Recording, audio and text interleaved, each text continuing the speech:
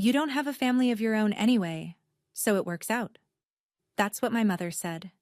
At Thanksgiving dinner, in front of my 2 siblings, their spouses, and 5 children, while announcing that I'd be watching all 5 kids over Christmas. She hadn't asked me. She never does.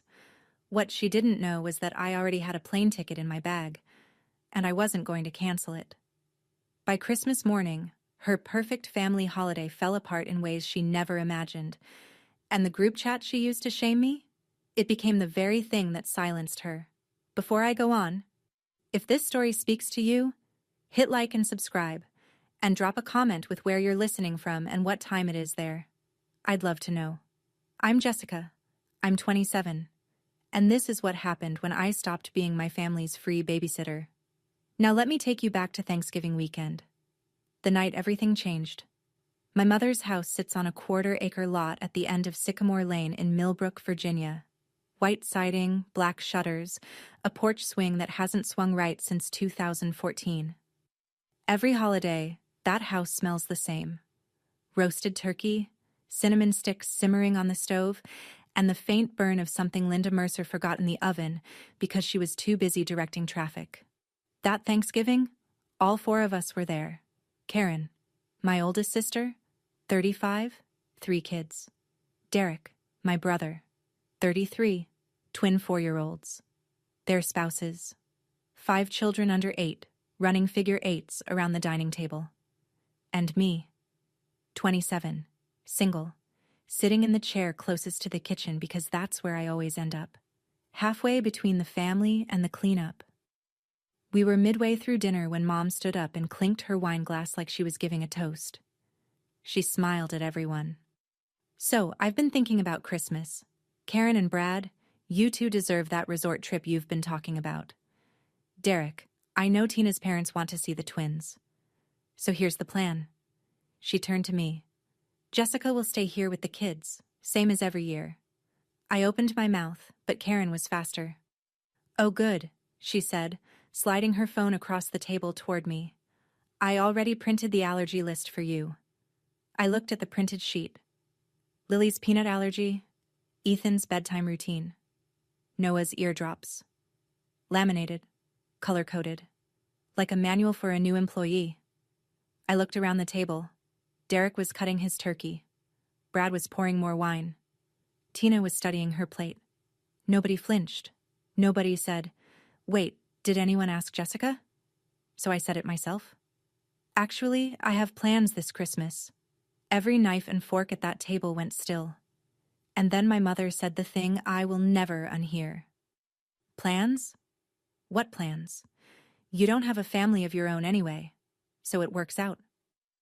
I didn't say anything after that. Not at the table. I just finished my mashed potatoes while the conversation moved on like nothing had happened, because to them, nothing had.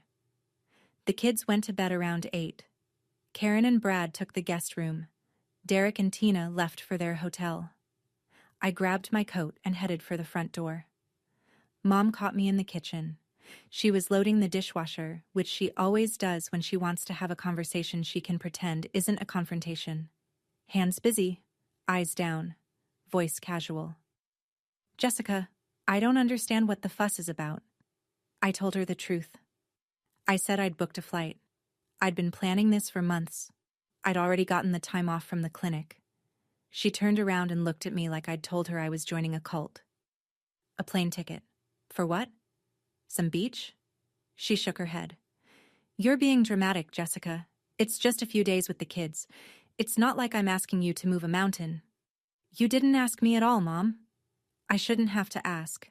That's what family does. From the living room, Karen's voice floated in. Honestly, Jess, I would do the same for you if you had kids. It's what sisters do. I looked back at the kitchen. Derek's chair was empty. He'd already left without a word. I said goodnight. I walked out. The screen door clapped shut behind me and the November air hit my face like cold water.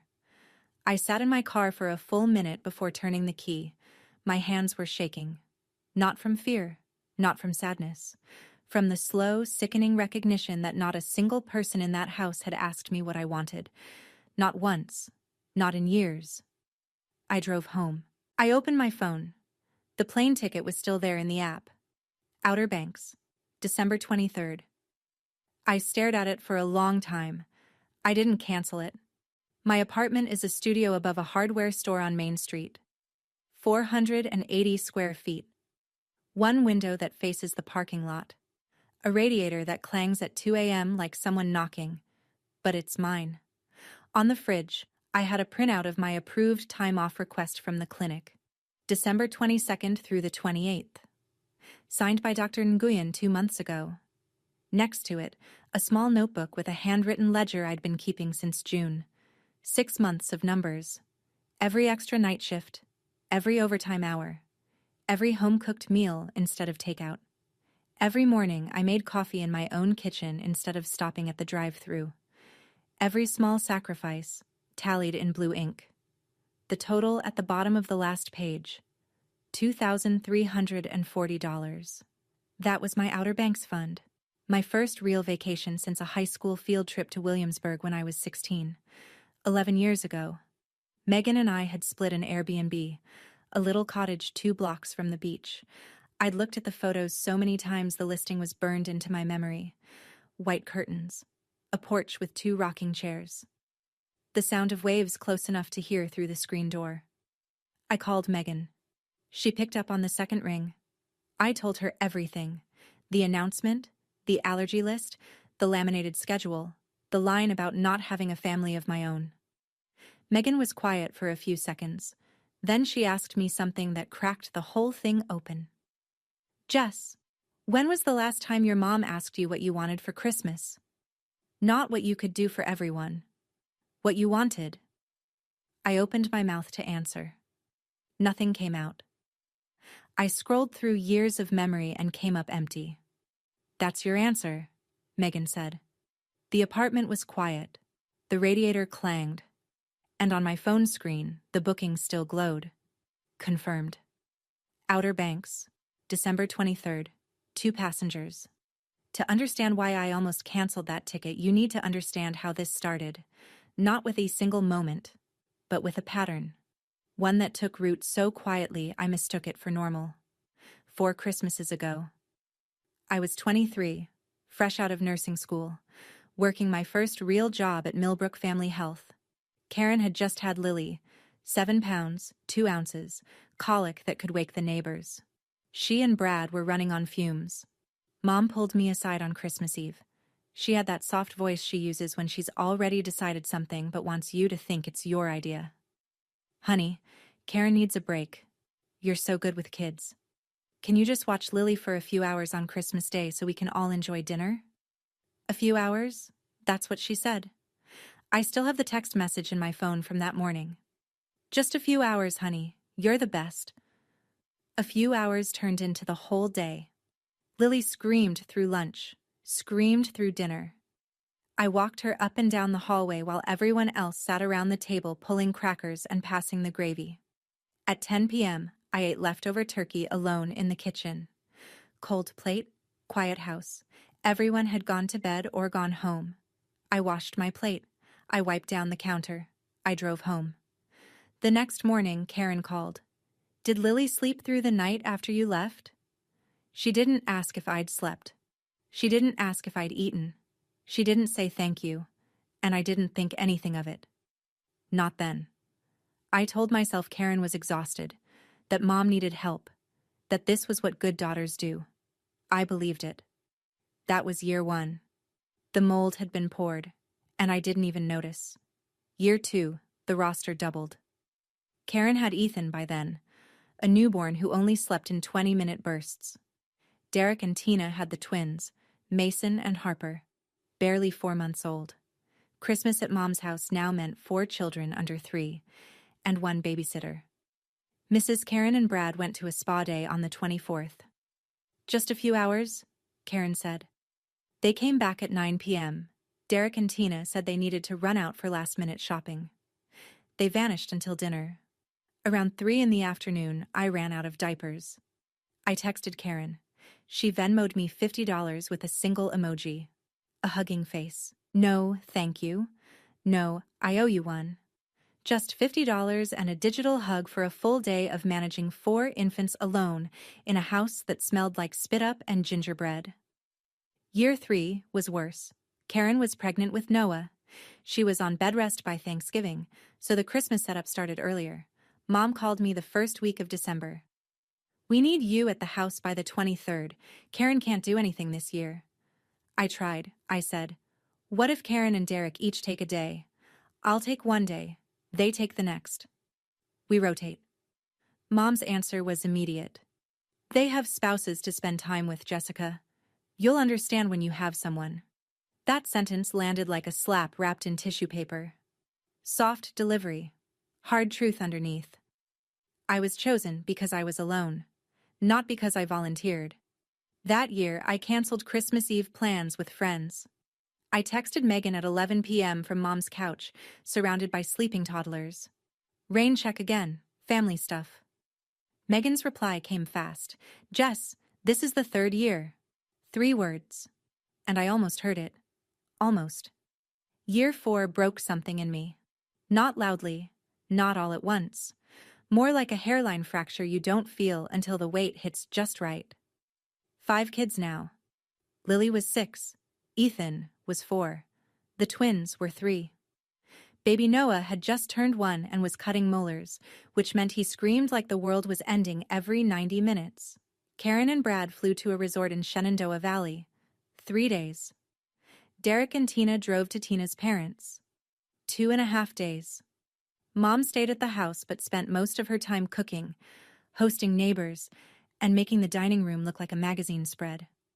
I was alone with 5 children for 3 days straight, sleeping in the kids' room on an air mattress that deflated by 2 a.m.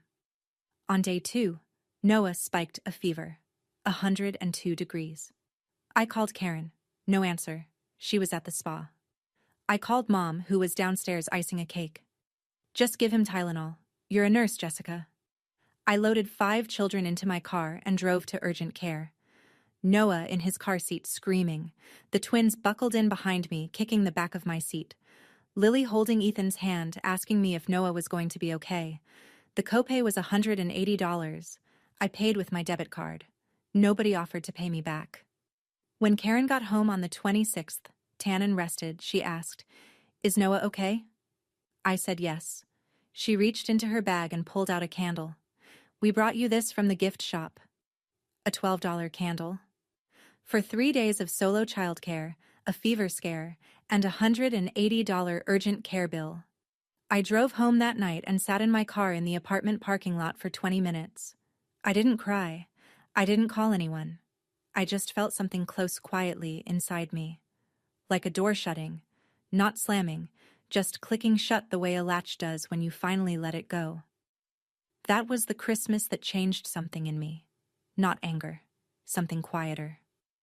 The thing about being the reliable one is that people stop seeing you. They see what you do. They see the hands that fold the laundry and the car that shows up on time and the voice that says okay on the phone. But they stop seeing the person behind all of it. It wasn't just Christmas. Every time Mom needed a ride to the eye doctor, she called me, not Karen, who lived 15 minutes closer. Not Derek, who worked from home on Fridays. Me, because I was the flexible one. Every holiday, I was the one who drove over the day before to clean the house, set the table, arrange the guest towels. Karen showed up with a store-bought pie and a smile. Derek showed up with nothing and nobody questioned it.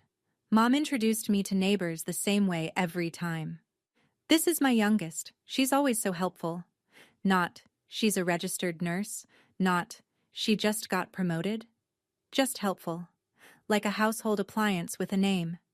And when I graduated from my RN program, cap, gown, the whole thing, not one of them came.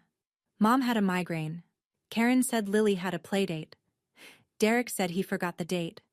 Megan was the only person there. She brought flowers and took a photo of me holding my diploma in the parking lot. I still have it. It's the only graduation picture I own. That night, I opened the family group chat. Mercer family. And scrolled. 3 years of messages. Nearly every single one was either Mom assigning me a task or Karen forwarding a to-do list. Doctor appointment reminders, grocery runs, pickup times, babysitting instructions. Not one message in 3 years that said, "How are you, Jessica?" Not one. I used to tell myself they were just busy, but busy people still show up for the things that matter to them. I just wasn't one of those things. So here I was, late November, 4 Christmases deep in a pattern I'd finally named, and on my kitchen counter sat a notebook full of numbers that represented the first thing I'd ever saved for that was just for me. $2,340, 6 months of overtime, 6 months of packing lunches, 6 months of saying no, I'll make coffee at home every single morning. I could recite the math in my sleep. 4 extra night shifts a month at time and a half, minus what I put toward rent, minus groceries, and whatever was left went into the envelope I kept in my sock drawer. Megan and I had planned this trip down to the hour, an Airbnb 2 blocks from the beach, a seafood shack she'd read about online, a sunrise walk on the first morning, rocking chairs on the porch. I hadn't seen the ocean since I was 15. Then my phone buzzed. Group chat. Mom. Jessica, I'm forwarding Karen's list. The kids' schedule is the same as last year. Don't forget Noah's eardrops. Same as last year. Like it was already done. Like I had already said yes. Like the notebook and the overtime and the 6 months of going without didn't exist. Because to her, they didn't. I stared at that message for a long time. 6 months of extra shifts for a trip she didn't even bother to ask about before canceling it in her head. I wonder, if you were sitting where I was, holding that phone, what would you have felt? Have you ever saved for something that was finally, truly yours, and then watched someone treat it like it was nothing? I'd love to hear your story in the comments. I put the phone face down on the table. The screen went dark. For the first time in 4 years, I didn't type okay. 2 days later, Megan and I sat in a booth at Hal's Diner off Route 15 after a 12-hour shift. The kind of tired where the fluorescent lights feel personal. I had a sweet tea. She had a basket of fries she wasn't touching. "So, what are you going to do?" she said. I turned my straw in circles. "I haven't replied to the group chat." "I know. That's not what I asked." I looked at her. "If I go to the beach, my mom will lose it." "Your mom is going to lose it no matter what you do that isn't exactly what she planned." Megan dipped a fry and pointed it at me. "Do you actually want to cancel the trip?" "No." "Then don't. It's not that simple." "It is that simple. You just don't want it to be, because simple means dealing with the fallout." She set the fry down. "Jess, your mom's been mad every time you've wanted anything for yourself. You went to nursing school and she said it was a phase. You moved into your own apartment and she called it a waste of money. Her being upset is not the measuring stick for whether you're doing the right thing." I didn't answer. She was right, and I hated it. "What if they never forgive me?" I said. Megan leaned back in the booth. "What if you never forgive yourself for missing another Christmas of your own?" The diner hummed around us, plates clattering, the cook yelling an order number, a couple laughing by the register. I picked up my tea and took a long sip. "I'm going," I said. "I'm not canceling." Megan smiled. Just barely. Like she'd been waiting a long time to hear me say it. The only question now was whether I'd tell my family before I left, or let them find out on their own. The call came on a Wednesday evening. I was rinsing dishes in my apartment when my phone lit up with a name I didn't expect. Aunt Pauline? Pauline Hayes, my mother's younger sister, retired teacher. Lived alone in Keswick, 40 minutes south. She showed up to family events maybe twice a year, smiled politely, and left early. Most of the family thought she was just private. I'd always sensed it was something more. "Jessica, I hope I'm not catching you at a bad time." "No, Aunt Pauline. What's going on?" She paused. "I saw the group chat. Your mother posted that schedule and tagged you like you're the hired help. I just wanted to check. Are you okay?" I almost dropped the plate I was holding. I'd forgotten Pauline was in the group chat. She never posted, never reacted. I assumed she'd muted it years ago. She hadn't. "I'm okay," I said. "I'm just figuring things out." "I know what that means." Her voice softened. When I was your age, Linda made me organize every family reunion. Invitations, food, cleanup, all of it. I did it for 8 years. Not once did anyone offer to help. And when I finally stopped, your mother told the entire family I was the selfish one. She laughed, but it wasn't a happy sound. Sound familiar? My throat tightened. What did you do? I stopped showing up until they treated me like a guest, not the staff. Took about 2 years. But they came around. I was quiet. She let me be.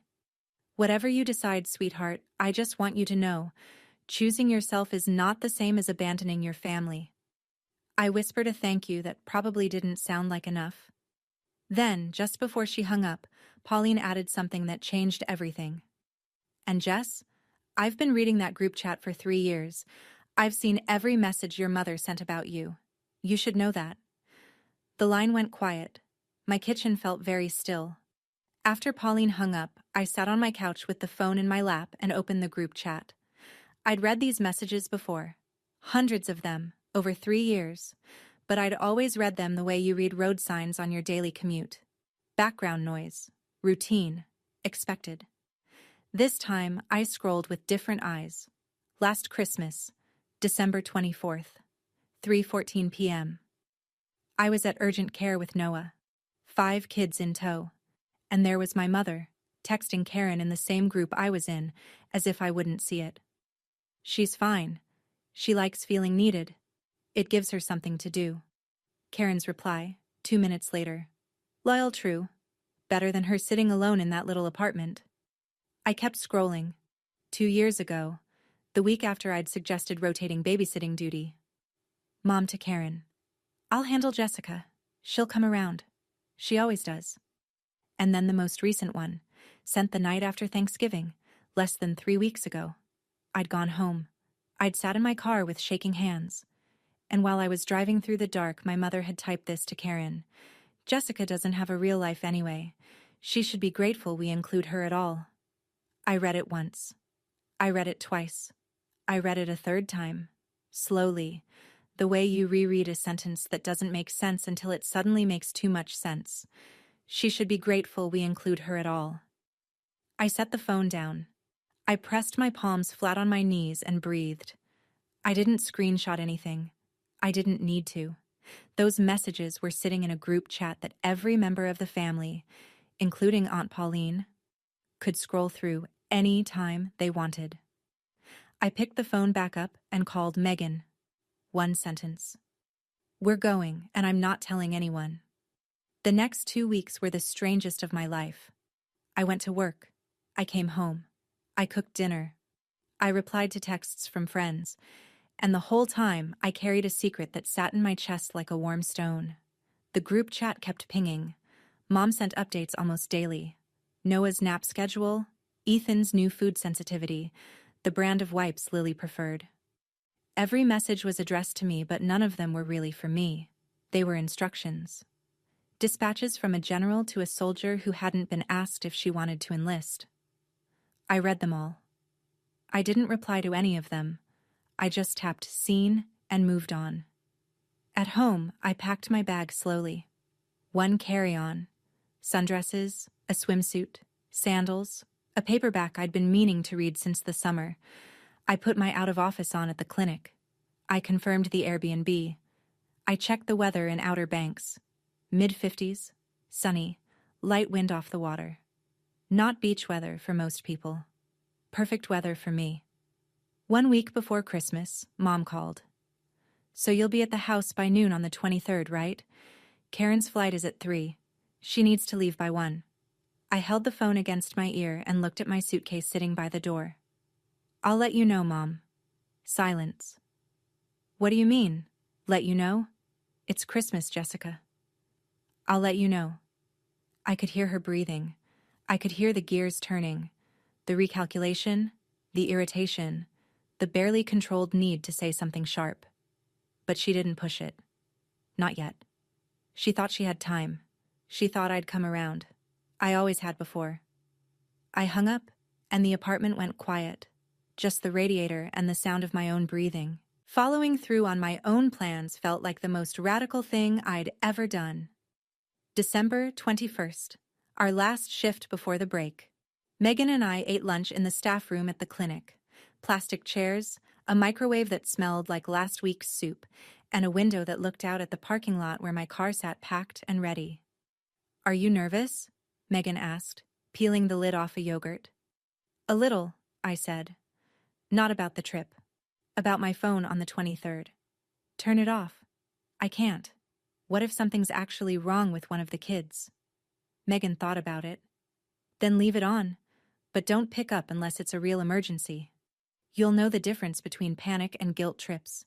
You've had enough practice." My phone buzzed on the table between us. Group chat. Mom had sent a photo. The house, fully decorated. Garland on the staircase. A wreath on the front door. A tree in the living room with mismatched ornaments the grandkids had made.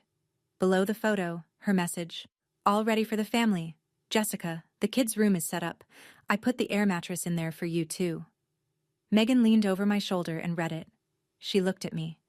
"Air mattress. In the kids' room." "Yeah. She set up a bed for you in the room with 5 children." "Yeah. Not the guest room, not the couch. The kids' room, with the crying toddler and the twins who kick in their sleep." I said nothing. Megan sat back. "You know what the Airbnb in Outer Banks has?" "What?" "King beds." She pointed her spoon at me. 2 of them. I laughed. It was the first real laugh I'd had in weeks, the kind that starts in your stomach and pushes everything else out of the way, even if just for a second. 2 days, 48 hours, and I'd be somewhere no one had assigned me to be. December 22nd, 9 p.m., the night before everything. My apartment was dark except for the lamp on the nightstand and the blue glow of my phone. The suitcase sat by the front door like a promise. Alarm set for 5:30. Flight at 8. I called Aunt Pauline. She picked up on the first ring, like she'd been waiting. "Tomorrow?" she asked. "Tomorrow. Are you sure?" "I'm sure." I heard her exhale, slow and steady, the way someone breathes when they've been holding something in for a while. "Good. I'll be watching the group chat. And if it gets ugly, you call me." "Aunt Pauline?" "Yeah, sweetheart." "Do you think I'm wrong?" She didn't hesitate. "Wrong for what? For having a life?" A pause. "Honey, the only wrong thing would be spending another Christmas being someone's free help while pretending it's love." I pressed my forehead against the window. The street outside was empty. A thin frost was forming on the windshields in the parking lot. "Get some sleep," Pauline said, "and take pictures of that beach for me." We hung up. At 9:47, my phone rang again. Mom. I let it go to voicemail. Her message was 22 seconds long. I played it once. "Jessica, Karen's dropping the kids' bags off at my place tomorrow morning. Be here by noon. Don't be late." "No, please." No question mark. Just an order, delivered in the same tone she used to tell me to set the table when I was 12. I listened to it one more time. Then I deleted it. I lay down, pulled the blanket up, set my alarm, closed my eyes. The wind scraped against the window.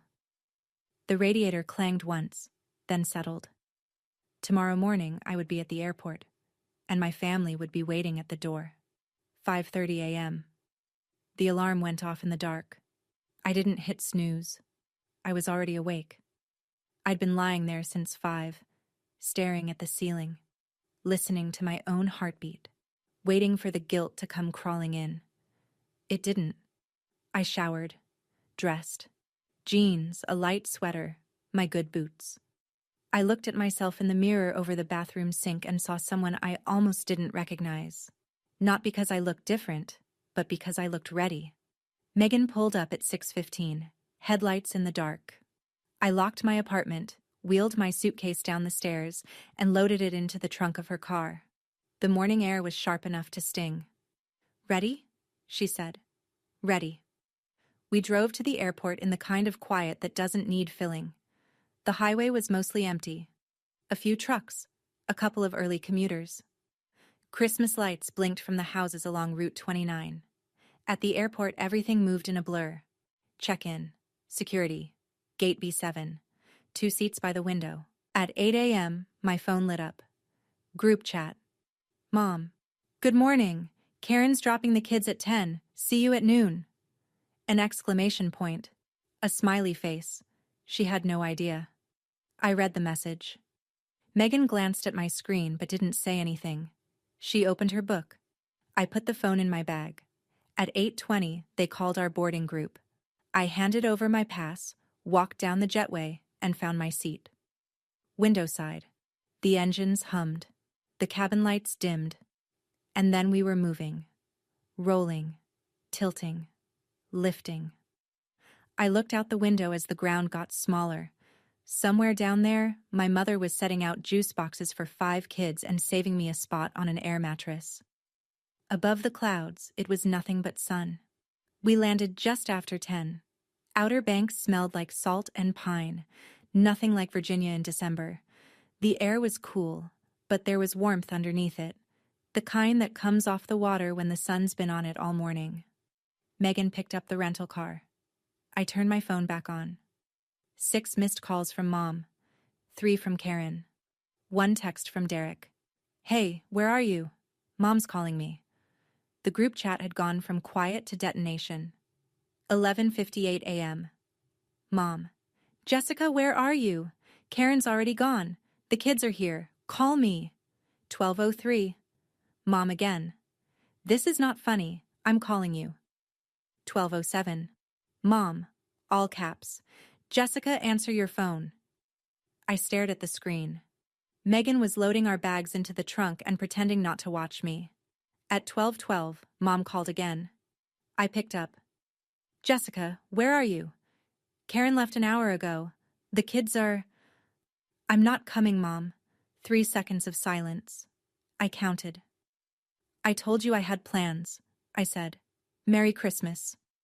I hung up. My hands were steady. My voice had been steady.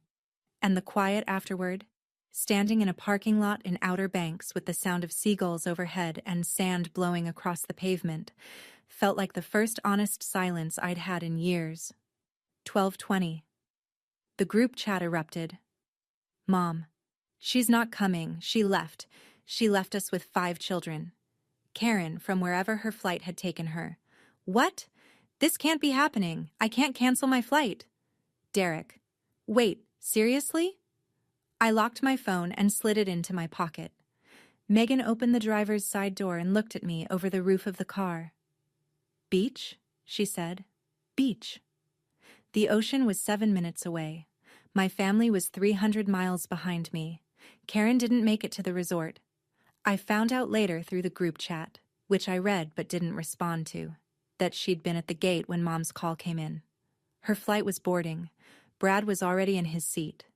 And Mom was on the other end of the line with 5 kids screaming in the background saying, You need to come back. Jessica isn't coming. I can't do this alone. Karen called Brad from the gate. I can only imagine how that conversation went, because what showed up in the group chat was Karen's version, filtered through fury. I had to leave the airport. The resort was $1,200, non-refundable. The change fee on my ticket was $400. That's $1,600 gone because Jessica decided to take a vacation. Brad apparently didn't share her sympathy for Mom. Karen posted in the chat, Brad says this is our problem, not Jessica's. He says he told me this would happen. He literally said, You can't keep dumping your kids on your sister and expect her to say yes forever. I read that message 3 times. Brad, who I'd never heard say more than pass the rolls at Thanksgiving, had said that, out loud. To Karen. By 2 p.m., Karen was back at Mom's house, bags still packed, mascara smudged, standing in the foyer with 5 children who wanted to know why Aunt Jess wasn't there. And that's when Karen asked the question nobody had thought to ask before. Mom, did Jessica actually say she would watch them? Silence. She didn't need to say it, Mom said. She always does it. Karen stared at her. Mom, that's not the same thing. 1 sentence, and in that sentence a crack appeared, thin, quiet, almost invisible. in the wall my mother had spent 4 years building. Derek had always been the quiet one. Not quiet in a thoughtful way. Quiet in a convenient way. The kind of quiet that lets you sit through 4 years of someone being used and never have to say the uncomfortable thing. But on December 23rd, his wife said it for him. Derek and Tina were 2 hours away at her parents' house when Mom called.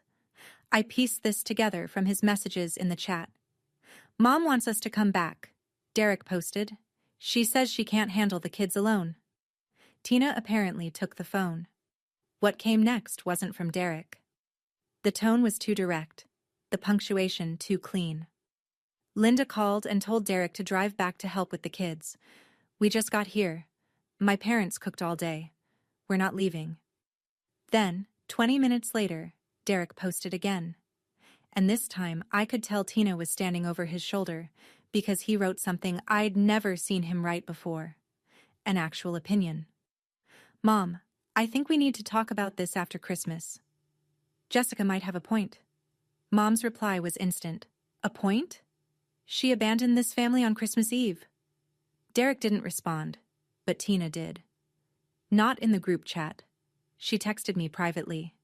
I didn't see it until later that night, sitting on the porch of the Airbnb with a blanket over my knees and the ocean a block away. Hey Jessica, it's Tina. I want you to know something. We pay our babysitter $20 an hour. You watched 5 kids for 3 days last Christmas. That's over $700 in free labor.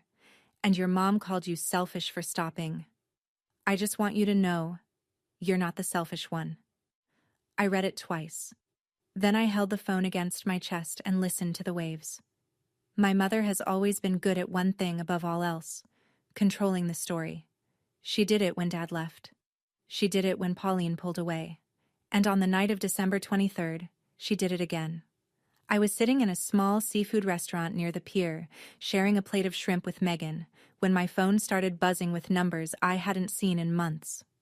Uncle Ray, Aunt Donna, a cousin from Roanoke I hadn't spoken to since last Easter. Uncle Ray's text. Jessica, your mother says you walked out on the family? That doesn't sound like you. Call her. Aunt Donna. Honey, it's Christmas. Whatever happened, family comes first. A cousin I barely knew. Heard you ditched the kids? That's cold, Jess. Mom had called them. Every one of them. She'd gone down her contact list like a general rallying troops, and she'd told them her version. The one where I vanished without warning. Abandoned 5 helpless children, and ruined Christmas because I wanted a beach vacation. She left out the part where she never asked me. She left out 4 years of unpaid babysitting. She left out the air mattress and the urgent care bill and the group chat messages she thought nobody was reading. Megan watched me scrolling. What are you going to do? Nothing. Not tonight. I set my phone face down on the table and picked up a shrimp. My mother had spent 30 years building the story of who she was, the sacrificing mother, the selfless matriarch, and I'd spent 27 years being a supporting character in it. For the first time, I wasn't playing my part. And she couldn't handle that the show wasn't going the way she directed. But she forgot one thing. Aunt Pauline was in that group chat. And Pauline had been reading every word. At 10:14 p.m., a private message from Pauline. Your mother called Ray and Donna. She's telling everyone you abandoned the kids. I'm not going to sit here and watch her rewrite history. With your permission, I'd like to say something at the video call tomorrow. I replied in 4 seconds. Say whatever you need to say, Aunt Pauline. Just tell the truth. Christmas morning. I woke up to sunlight coming through white curtains and the sound of the ocean. Not an alarm. Not a child crying.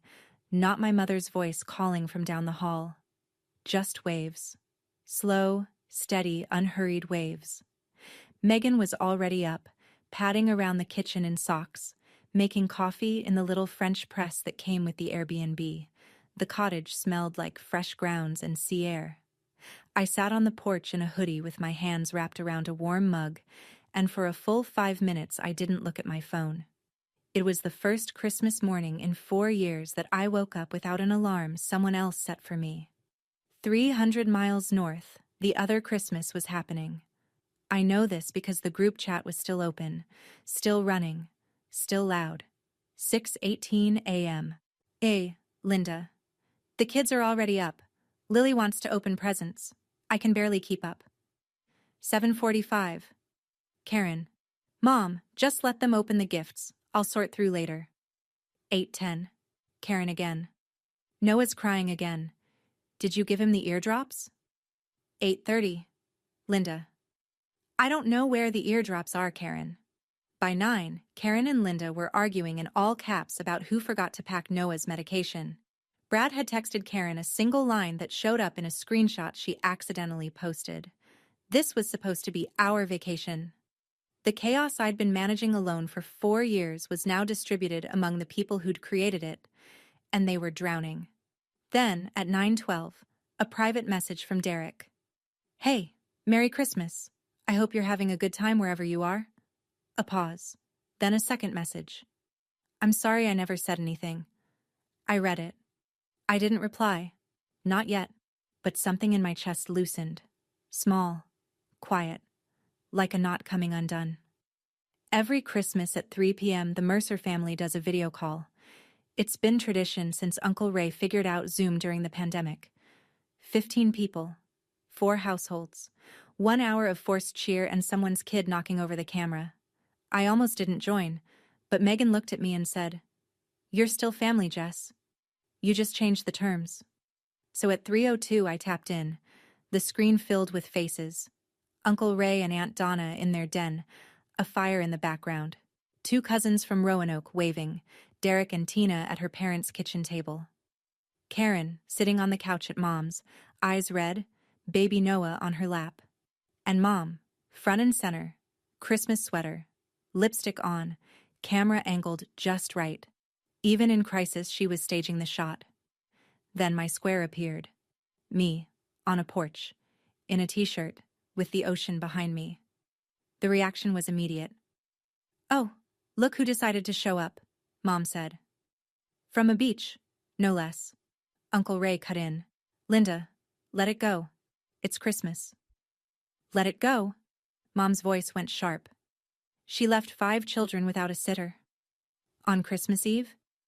Do you know what kind of person does that? I didn't flinch. I'd had 24 hours to prepare for this.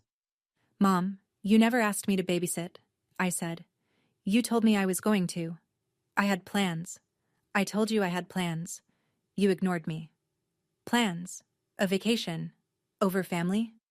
When was the last time anyone in this family asked me what I wanted for Christmas? Nobody spoke. 2 seconds. 3.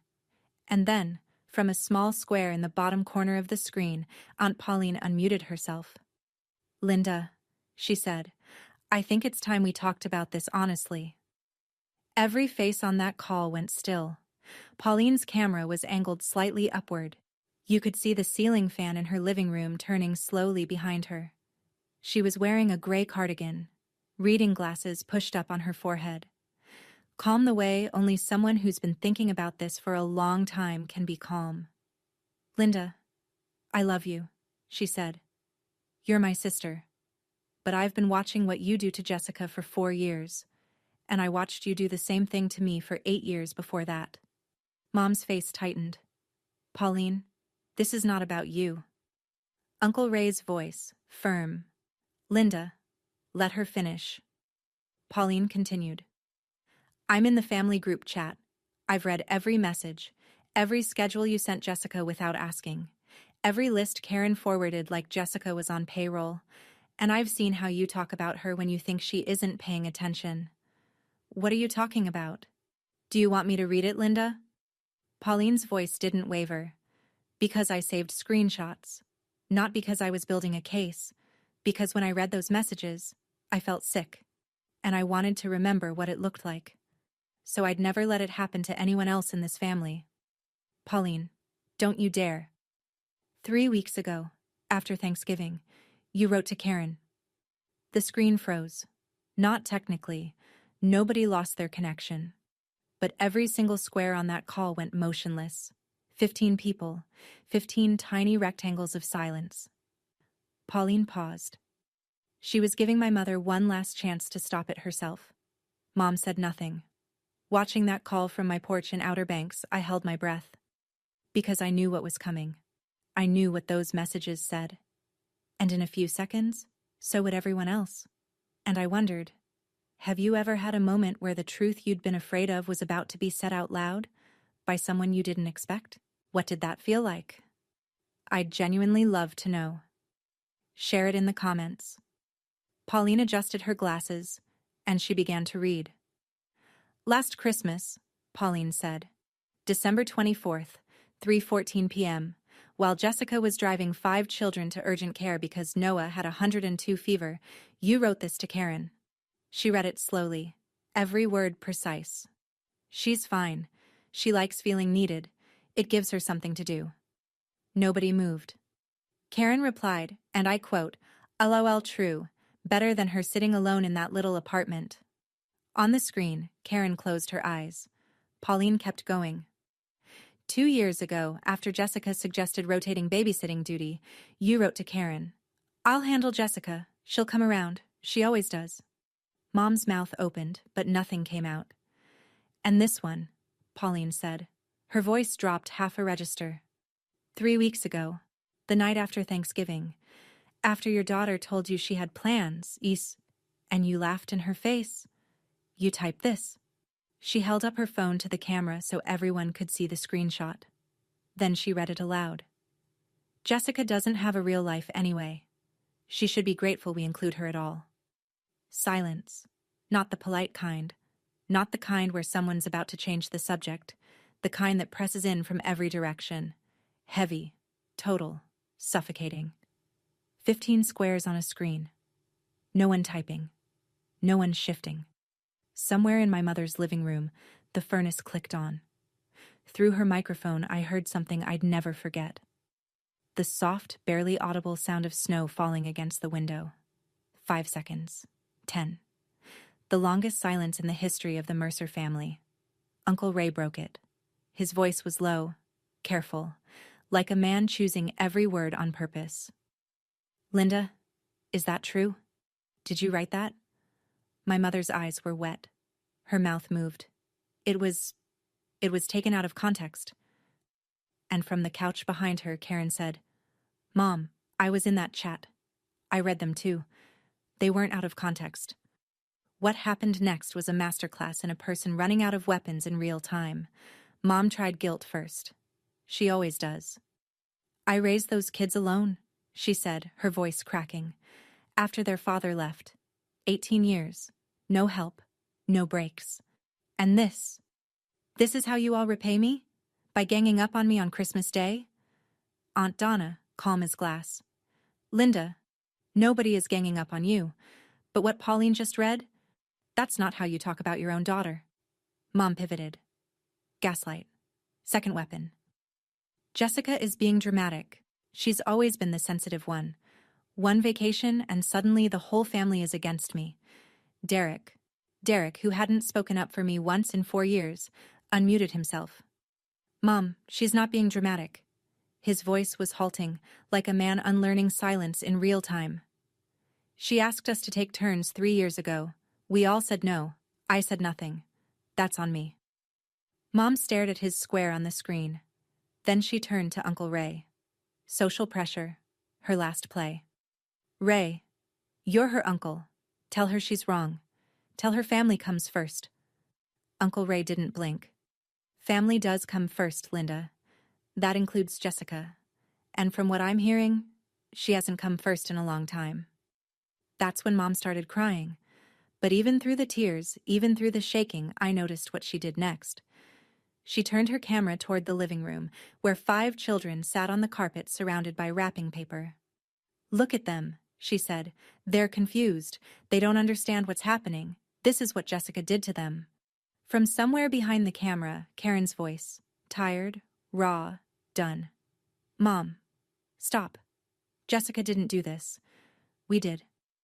The screen flickered. Karen had moved. And my mother sat alone in the frame, crying into the silence of her own making. I hadn't said a word during any of it. I'd watched from my little square on the screen, the ocean behind me, the wind in my hair, 15 faces staring at a truth that had been sitting in plain sight for years. I hadn't needed to say anything. The messages said it. Pauline said it. Even Karen said it.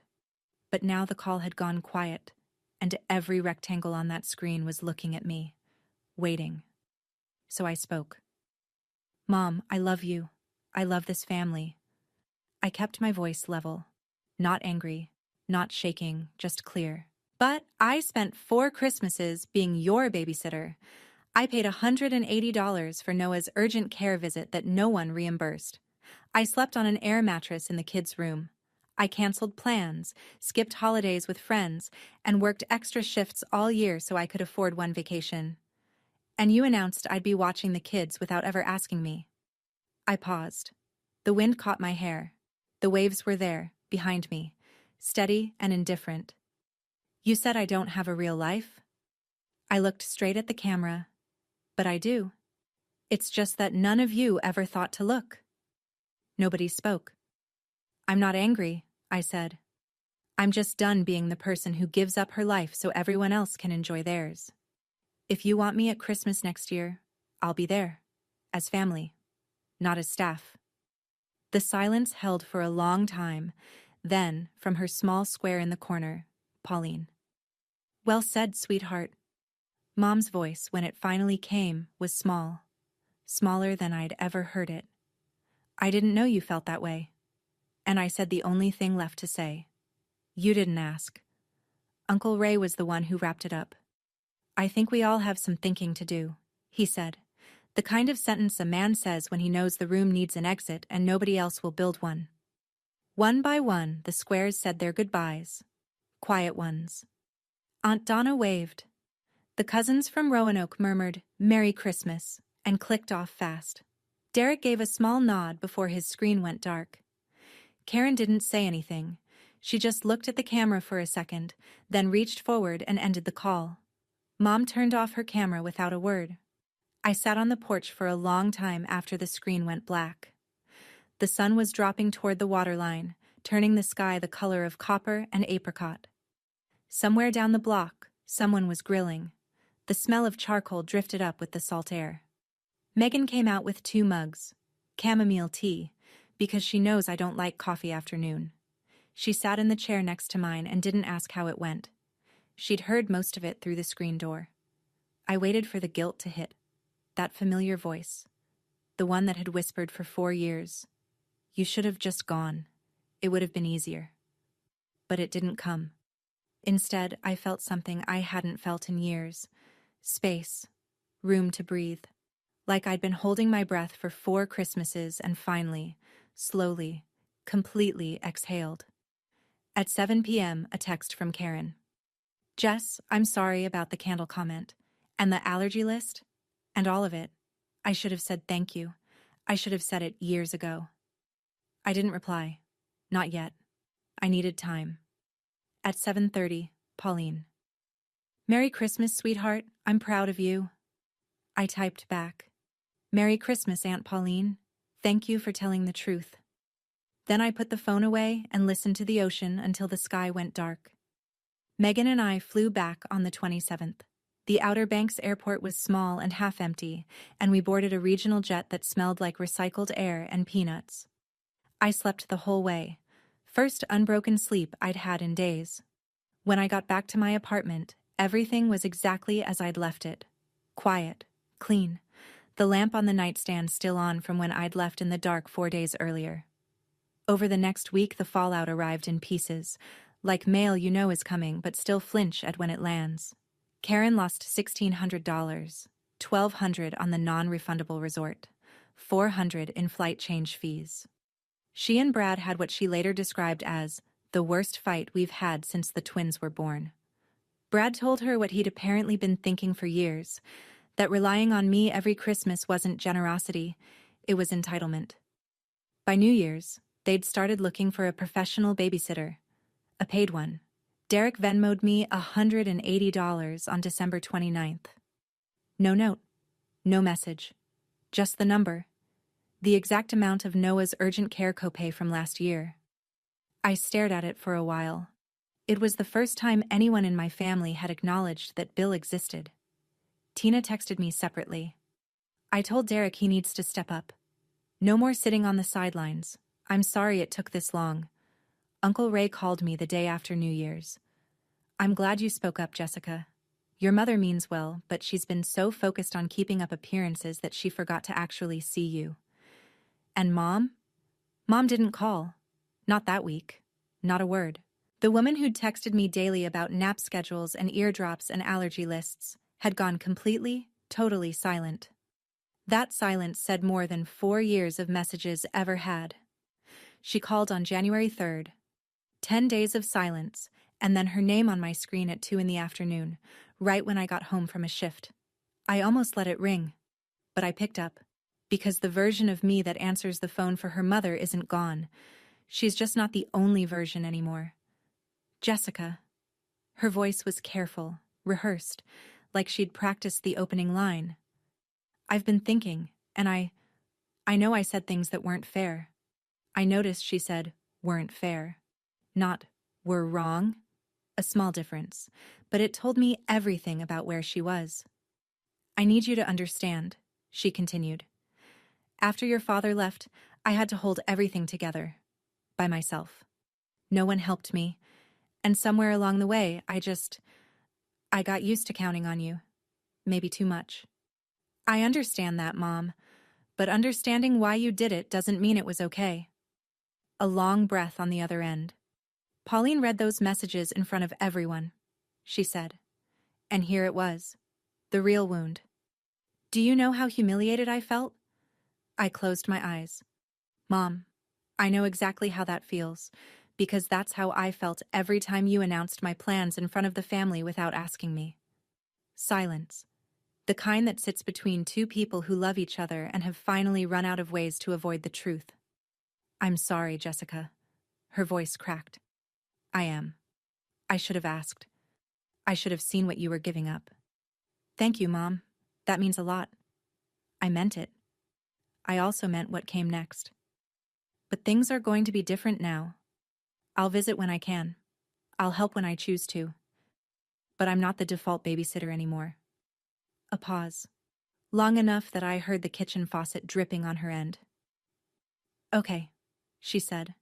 Just that. Quiet. Uncertain. Not comfortable yet. But a door.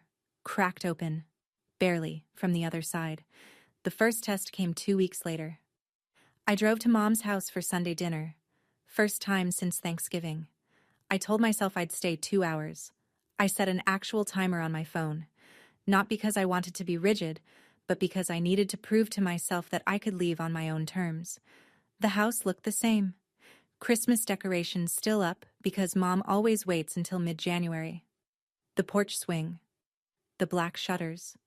The wreath on the door. But something was different. When I walked in, the table was set for 2. Not 10. Not 5 kids and an air mattress. Just 2 place settings, 2 glasses of water, and the smell of chicken pot pie. My favorite. Not Lily's. Not Ethan's. Mine. Mom didn't say much. She moved around the kitchen a little slower than usual, a little quieter. She asked me about work. She asked about Megan. She didn't mention babysitting or the video call or the beach. We ate. We talked about small things. The neighbor's new dog, the ice on the roads, whether the diner on Route 15 had changed their menu. It was careful, like 2 people relearning the shape of a conversation they'd been having wrong for years. I stayed an hour and 45 minutes. Then I stood up, kissed her on the cheek, and drove home. 2 days later, Karen called. Hey Jess, we're looking for a sitter for Valentine's weekend. Do you know anyone good? We're willing to pay this time. I gave her the name of a coworker from the clinic. Karen booked her. $20 an hour. No laminated list. Just a normal transaction between a parent and a professional. On my birthday in January, Derek texted the group chat. Happy birthday, Jess. Dinner on me this weekend? First time in 27 years anyone in that family offered to take me out instead of the other way around. I didn't burn any bridges. I just stopped crossing the ones that only went one way. It's February now. The snow outside my apartment window is starting to melt. Slow drips from the gutter, little rivers running down the parking lot toward the storm drain. Spring's not here yet, but you can feel it getting closer. On my fridge, there's a new photo.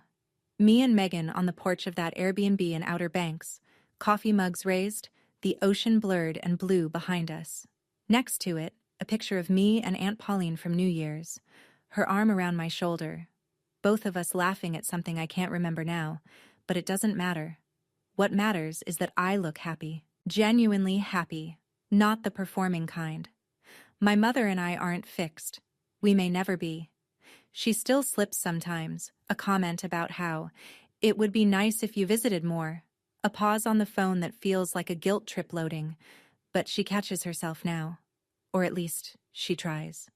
And I've learned that trying, even clumsily, is more than I got for 27 years. For a long time, I thought love meant making yourself useful, that if I stopped helping, I'd stop mattering.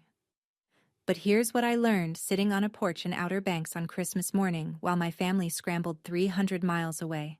The people who only value you when you're useful don't value you at all. And the ones who love you, really love you, will still be there when you stop performing. If you're the one in your family who always says yes, the one who cancels plans, covers the cost, watches the kids, sets the table and clears it, and nobody ever asks what you need, I just want you to know this. You're allowed to stop. Not because you don't love them, but because you love yourself enough to finally take up space. That's my story. If it reminded you of yours, I'd love to hear it in the comments. What would you have done? Boarded that plane or stayed? And if you've already drawn a line with your own family, how did it go? Every story down there helps someone else feel less alone. If this one meant something to you, hit like and subscribe. It genuinely helps more people find these stories when they need them. And if you want another one just like this, check the link in the description. Trust me, that one hits just as hard. Thank you for listening. Take care of yourself.